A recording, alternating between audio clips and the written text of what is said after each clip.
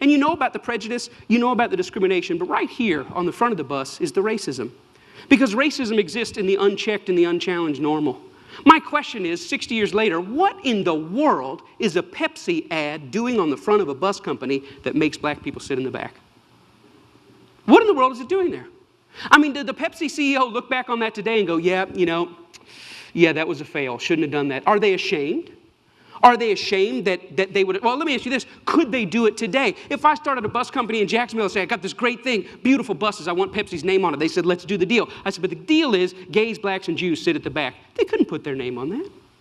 Why? Because as American attitudes change, as American definitions change, as American norms change, guess who else has to change? The marketplace. There's certain things they could get away with when that type of thing was normal that they can't get away with now. The same thing not only goes with policy, it goes with entertainment. My favorite cartoon, one of them all time, is Tom and Jerry. This is Mammy Two Shoes. Mammy Two Shoes, you never saw her except for a couple of times above the knees. She was always the one yelling at Thomas the cat for what he was doing. She was voiced by Lillian Randolph, a great radio actress. But here's the interesting thing. White entertainers create white entertainment. They carve out a black role, and the black role that they saw fit was to play this stereotypical black woman. That lasted up until in the early 50s, then huge protests broke out, and they said, you know what, we don't want to be portrayed like that anymore. And to this day, if you want to watch Tom and Jerry, you go home, you want to watch it on Netflix, you want to watch it on Amazon, this comes up on the screen. It says, what you're about to watch contains some racial stereotypes. They were wrong then, and they're wrong now. They were commonplace. We don't want to edit her out because that will make it like it never happened. We're going to put her in, but know that we know there's something wrong with this. Now, we don't have Mammy Two Shoes today. You can't get away with it. Nobody would put it out there. But we do have black people that get on the radio every day in white-owned companies, white-owned stations with white-owned sponsors that play the role of hypersexualized, hypercriminalized male. I ask these advertisers, I say, I've got hundreds of songs a day that celebrate killing animals. Will you put them on your station? They said, no. I got hundreds of songs a day that talk about assaulting women and abusing kids. Would you put them on your station? They said, no. I said, I got hundreds of songs a day that talk about murdering blacks. Would you put them on your stations? They said, well, that depends. Depends on what? Who it's done by and who it's branded for. Because if we can get black folks to sing about it and we can brand it for our youngest black audiences, I think there's money to be made. I think there's American appetites to see these people that way.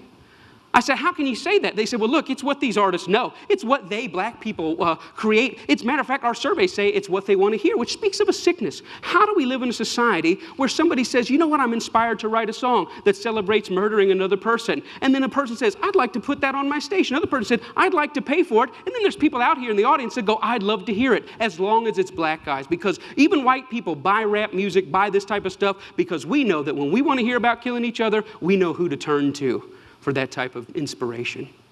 We call it our music. We say we own it. White people buy more rap than black people. Yeah, but we're very careful to turn it down at the stoplight when other black people are there. Why? Because we know we're just pretending. For them, it's more authentic and real.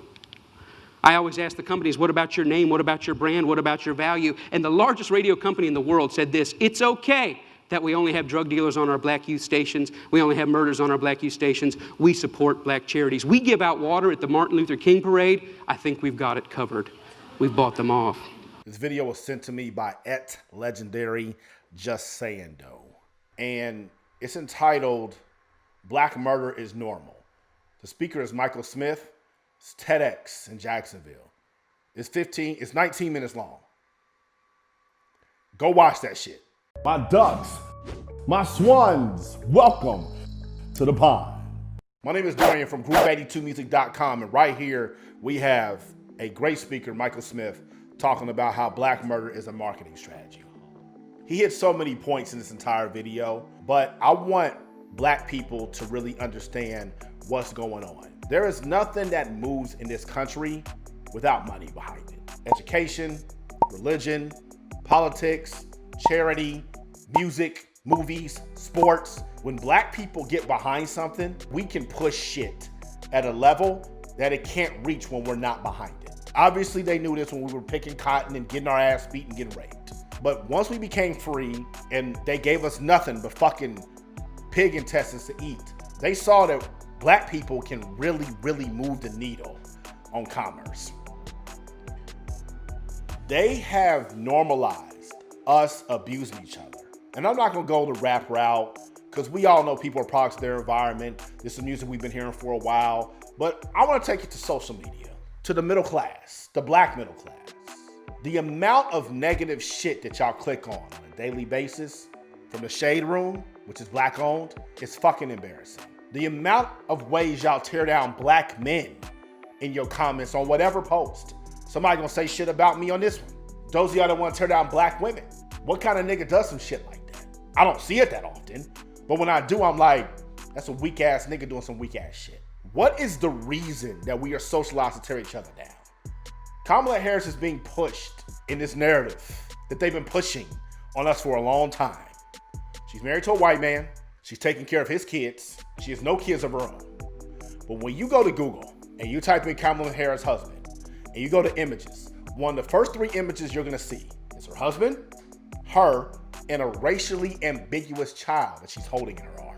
From the common eye, that looks like husband, wife, mixed child, but it's not. It's Kamala's niece, but they cropped the sister out. Kerry Washington, when she was playing Olivia Pope in Scandal, she was a white man's side bitch, and y'all love that shit. The show was written by a black woman.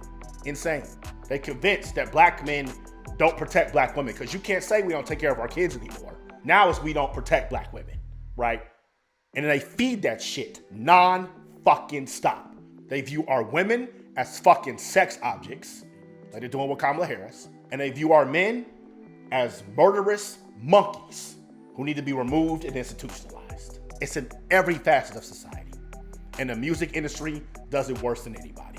Ice Cube is trying to get something done for black people. And they instantly push this narrative that he's a fucking coon sellout who's working with Trump, when that couldn't be further from the fucking truth. And a lot of y'all posted that shit thinking it's funny.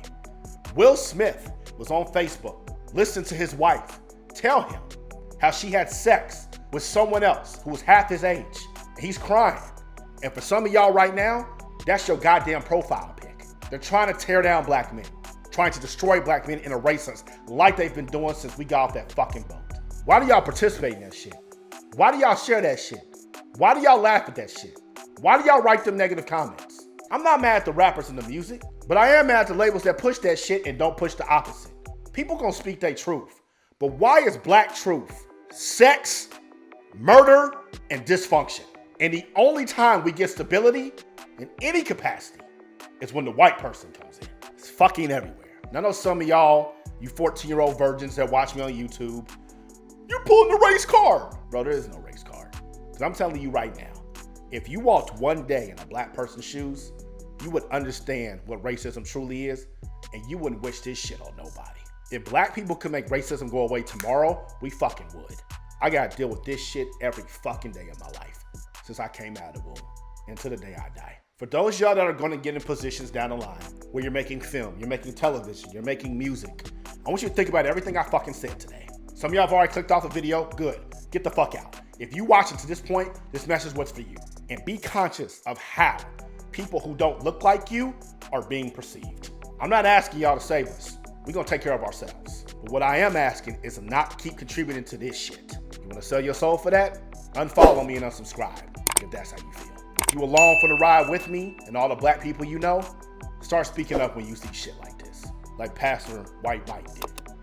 He called himself that, by the way. I'm after pod. Y'all stay true. Scroll.